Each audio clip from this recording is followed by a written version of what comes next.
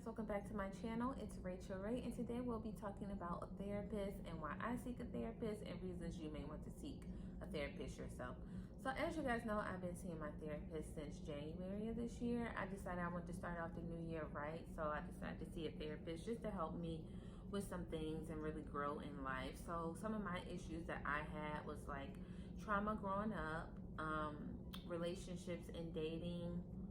Also, like family curse. Some people may, I grew up old school, so they call it a family curse, or it's a generational thing that happens in your family that you want to break. So me going to therapy to kind of break free from all of those things. And then self-doubt was a huge thing. And as I get older, I started to realize that I guess where it came from, like mentally and verbally being abused, it started to make me just a little bit insecure in certain aspects of my life. So that was another reason I wanted to see a therapist. So one of the biggest topics that me and my therapist have been talking about has been self-doubt, and then being mentally and verbally abused to the point to where I'm not really myself, but I'm trying to regain myself. So it's pretty much giving me steps on how to be a better me and really get back to Rachel instead of stop trying to put everybody else first. So I'll give you guys like a little example of some of the things when I say like mentally and verbally abused, because I feel like some people think it's only physical abuse out here, and it's definitely different types of abuse. So I started to realize that I wasn't my true self when I just started to get nervous when it's time to post things, or when it's time to talk about certain things. I tend to shut down a lot, or I just tend to be quiet, and I realized that was like an issue of mine. And so we started off talking about a past relationship, and this is how majority of it started. And that's another reason to see a therapist when it comes to dating. You don't realize like how messed up you are from a previous relationship until you actually go and seek help. Because I didn't, me personally, like I tell like some of my friends about my therapy sessions, and I may tell some of my family, and it's like I did not realize like I was really like mentally abused. So what happened was I was dating this one guy. I would say he was more so insecure, not me, even though he tried to kind of like put it on me. But one of the issues was he didn't like the way I dress. I'm not a conservative person at all. Like I can admit to that. That's just not my style. Like I look good, so I like to show off. So I'm not about to be covered up. Like no. And then it was me doing makeup, me not wearing my real hair. I love weaves, so I love weaving wigs. I'll wear my real hair, but I rather the weaving wigs.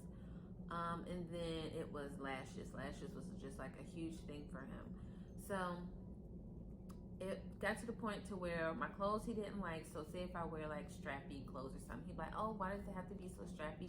Like you can't put on like jeans and like a suit jacket or something. I'm like, what? Like who does he think he's dating here like that? And so I'm like, that's not my style. Like if that's what you want, then you need to go get you a plain Jane, but that's not me. Especially if we going out. No, I need to go out and I need to look cute so I can take a picture and post it. That's it. And then it was other things like lashes. Like he like, oh, why do you have to wear those things? Like they're so long. Like yuck, stop wearing them.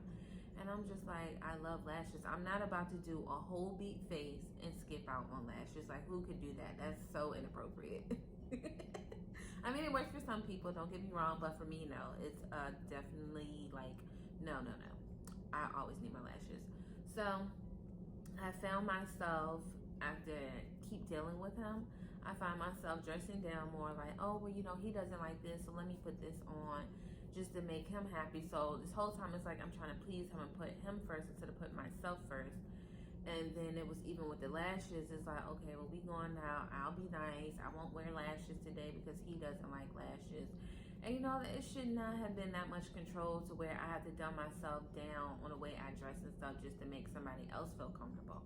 And I find myself even more so today with dating, it was always me trying to please somebody else instead of trying to please myself.